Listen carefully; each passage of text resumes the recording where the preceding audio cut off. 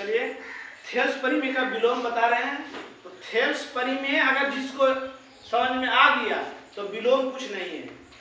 मतलब समीकरण 6 तक हम बताए थे थेल्स परिमेय, तो इसमें भी 6 तक निकालना है। क्वेश्चन करके समझाते हैं, इसलिए हम पूरा लिख दिए ये सब, क्योंकि थेल्स परिमेय में इतना हम बता दिए थे। ठीक, वीडियो काफी लंबा हो जाता है इसलिए लिख दिए हैं। पहले क्वेश्चन समझना है, क्वेश्चन में ही सबसे बड़ा चीज है।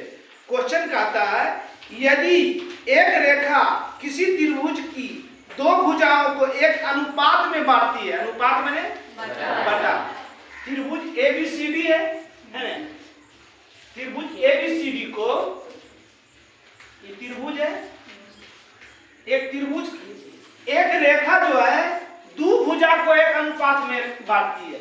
एक रेखा जो है इन दोनों भुजा को बांट दिया, ए बी सी डी और ई जो भुजा ए बी और ए सी को है डी और ई में, ई बिंदु पर प्रतिच्छेद करता मतलब बट गया, मतलब हो गया कौन सी ए डी और डी बी बराबर ए ई और ई सी। परस्पर ही कह रहा, ये क्या कह रहा, परस्पर ही कह रहा कि अनुपात में बांटती है।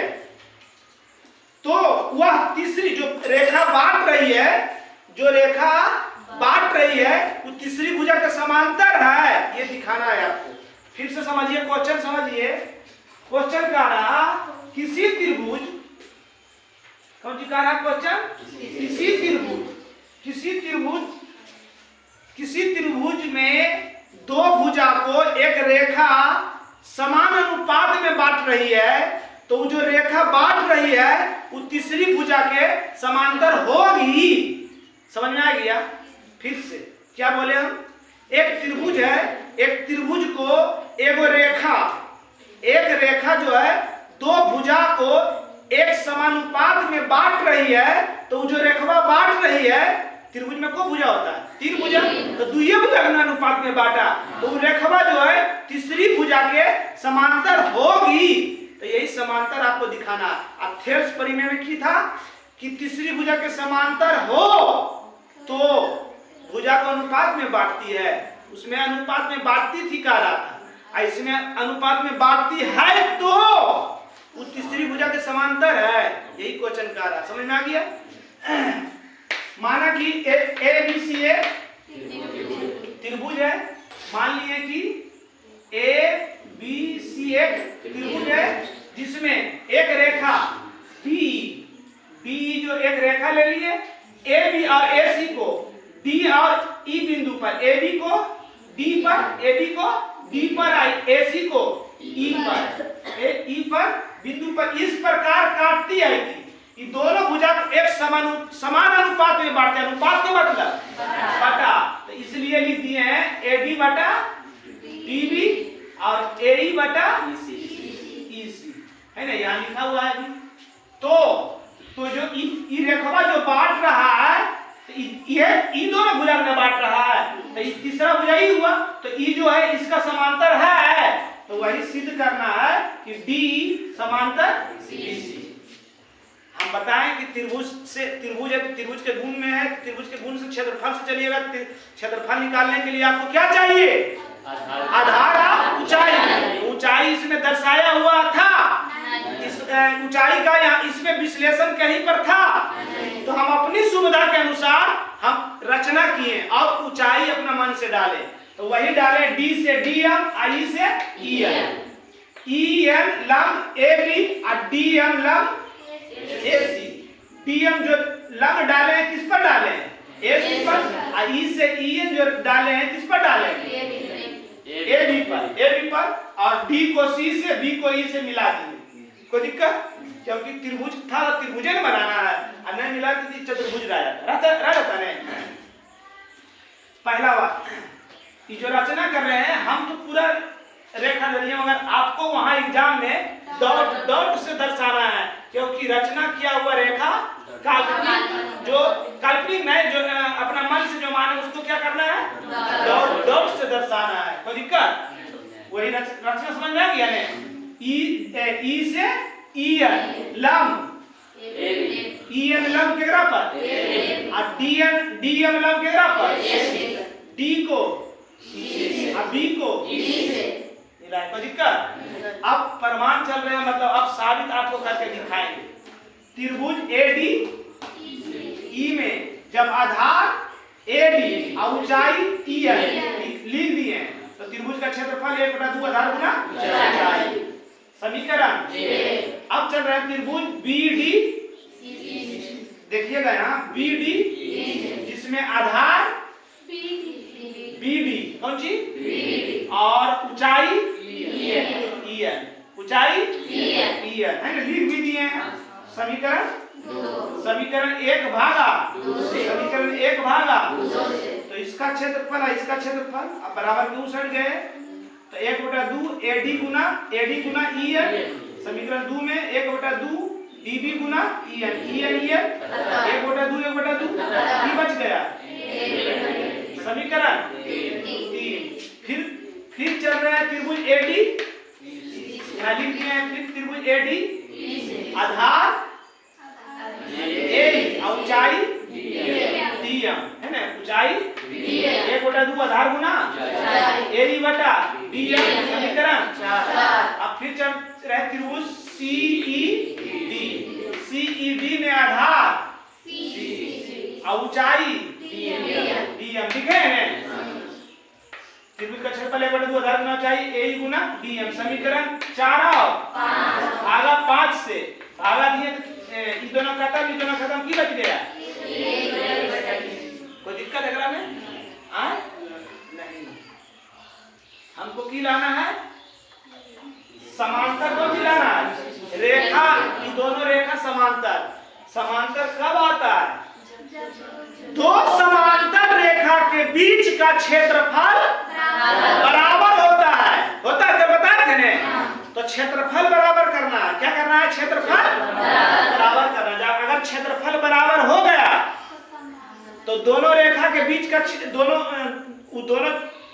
त्रिभुज का क्षेत्रफल अगर बराबर हो गया तो दोनों के जिस रेखा के बीच में वो त्रिभुजवा होगा वो दोनों रेखा की हो जाएगा, समांतर हो जाएगा। तो क्षेत्रफल को बराबर करना है, याद रखिएगा। तो क्षेत्रफल को बराबर करने के लिए क्षेत्रफल से हम चलेंगे। ये जो भुजवा आया है ये भुजवा को खत्म करना है। अगला बार की किए थे क्षेत्रफल को खत्म, अब की करना है भुजा को खत्म। भुजा को खत्म करेंगे तब ना क्षेत्रफल आएगा, क्षेत्रफल बचेगा और क्षेत्रफल बचेगा तो क्षेत्रफल को फिर बराबर करेंगे और क्षेत्रफल कहीं बराबर आ गया तो दोनों रेखा की हो जाएगा समांतर। तो करेंगे 3 और 6 हिलाइएगा। हमको ये दोनों भुजा है, भुजा को खत्म करना है ना। दिया है प्रश्न में देले होगा, देखिएगा AB बटा BB AE बटा दिया हुआ है। आइए नहीं दे रहे पहले कहा दिया था कि दोनों भुजा को समान अनुपात में बांटती है तो बदल के है नहीं दे ले, प्रश्न में ही दिया हुआ है, यहाँ लिख भी दिए दे ले हैं। अब AD और AD बटा DB किसके बराबर है? AE बटा EC के। तो समीकरण 6 में AE बटा EC का मान रखने पर आ जाइए समीकरण 6 बनेगी। त्रिभुज ABE का क्षेत्रफल बटा CEB का क्षेत्रफल। बस इतने समझना है, इतना तो कल समझाए दिए थे हम, बस इतने समझना है ना। बराबर AE बटा AE बटा EC किसके बराबर है? तो जब E इसके बराबर है तो इसके जगह पर लिख सकते हैं ना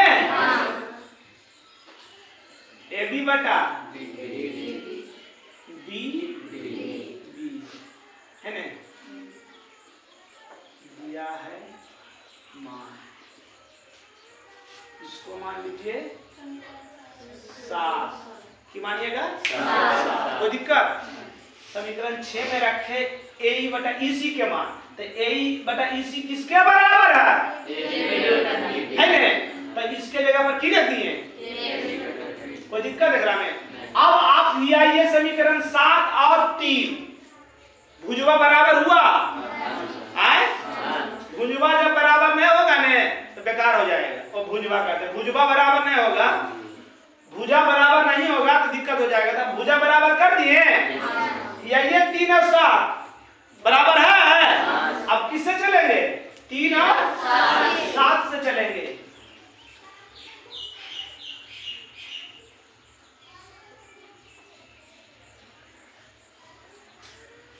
समीकरण 3 और देखो उसमें आ रहा है, काट नहीं रहा है, 3 और पूरा कट रहा है। सर पूरा कटिए। अब देखिएगा इसका नीचे आप कट रहा है नहीं। समीकरण 3 और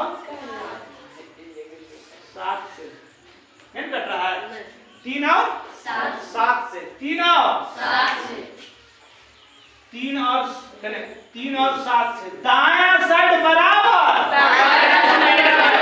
बायां साइड आपूर्ति बराबर। तो बायां साइड की निकल है त्रिभुज एडीई का क्षेत्रफल, एडीई का क्षेत्रफल बटा त्रिभुज बीडीई का क्षेत्रफल बराबर। अब साथ में आइए, त्रिभुज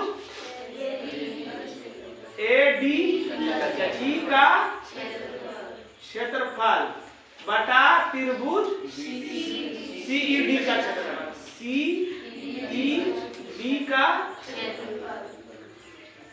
बीच में बराबर आदत कैसे कैसे कटता है? ऊपर ऊपर नीचे, तो ऊपर और ऊपर सेम है, इसलिए की बच गया, यहाँ 1 बच गया, एक बार कटा है नहीं, तो 1 गुना इतना करेंगे, बीडीई का क्षेत्रफल बराबर 1 गुना इतना करेंगे, त्रिभुज सीईडी का क्षेत्रफल, क्षेत्रफल बराबर आ गया। अभी दोनों क्षेत्रफलों को हिलाइए चित्रवा में, दोनों ही क्षेत्रफल को हिलाइए, दोनों का आधार एक क्यों होगा? है आधार बीडीई, बीडीई देखो डी एकरम भी आ रहा है, एकरा में सीईडी एक आ रहा है। ये दोनों त्रिभुज का क्षेत्रफल भी एक ही है, क्षेत्रफल भी बराबर है। तो हम की जानते हैं कि अगर क्षेत्रफल बराबर हो तो दोनों समांतर रेखा के बीच की होगा, कोई दिक्कत? बस इतना ही समझना है, इतना बस, इतना तो झुटमुटुआ कल ही वाला है, इसलिए तो कल वाला लिख दिया था पहले। इतना समझ में आ गया? जरा सा देख लीजिए हम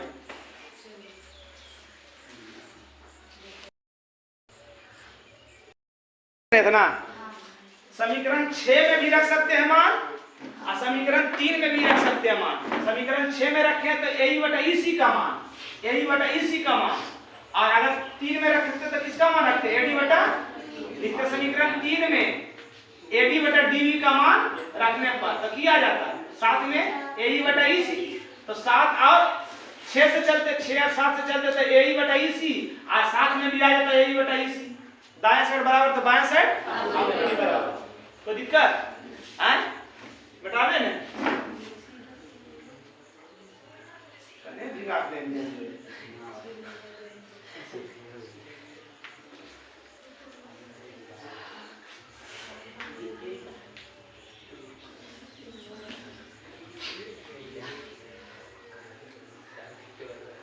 चलिए देखिए इधर दोनों त्रिभुज जो आया, ये दोनों त्रिभुज के हिलाइए, दोनों का आधार एक ही होगा, है ना? ये दोनों का त्रिभुज के आधार बताइए तो मतलब दोनों त्रिभुज में कौन सी भुजा जो सेम है? डी। अब लिख देते हैं यहाँ पर, यहाँ ई वाला यहाँ जो है ना इसका नीचे लिखिएगा, तो यहाँ लिखते हैं यह दोनों त्रिभुज एक ही आधार DE है ना, देखो BDE D आया CED दोनों में ED D आया ना, आधार DE पर DE पर बना है, तो हम जानते हैं कि एक ही आधार पर दो क्षेत्रफल, दो त्रिभुज का क्षेत्रफल बराबर हो तो ये रेखाएं समांतर होती है। इसके बारे में हम कल भी चर्चा किए थे कि किसी भी दो त्रिभुज का क्षेत्रफल बराबर होगा और दोनों का आधार एक ही होगा, तो दोनों त्रिभुज एक समांतर रेखा के बीच में होगा, है ना, तो क्षेत्रफल भी बराबर ला दिए, दोनों का आधार भी एक है, तो ये दोनों त्रिभुज एक समांतर रेखा के बीच में है ना, इसलिए DE समांतर बीच में PRO। कोई दिक्कत समझ में आ गया? खाली 6 तक एकदम सेम था, 6 में मान हम रख दिए जो दिया हुआ है AD/D बराबर AE/EC का मान रख दिए हम, ठीक। समीकरण 7 आया, 7 और 3 देखे तो एक साइड बराबर था, क्योंकि हमको क्षेत्रफल बराबर करना था, भुजा से तो मतलब नहीं था, तो क्षेत्रफल बराबर कर दिए, क्षेत्रफल बराबर कर दिए। हम जानते हैं कि दोनों त्रिभुज का क्षेत्रफल बराबर कब होता है, जब दोनों समांतर रेखा के बीच में होती है, तब ना क्षेत्रफल बराबर होगा। कोई दिक्कत? चलिए अब आगे देखिए।